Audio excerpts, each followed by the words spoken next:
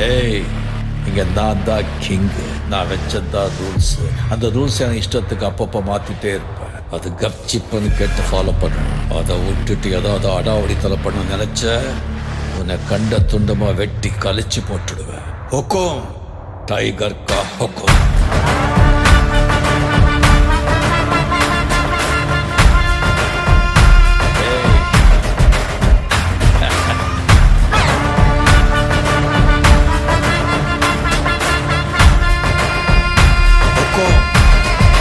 Tiger கா ஹுக்கும்.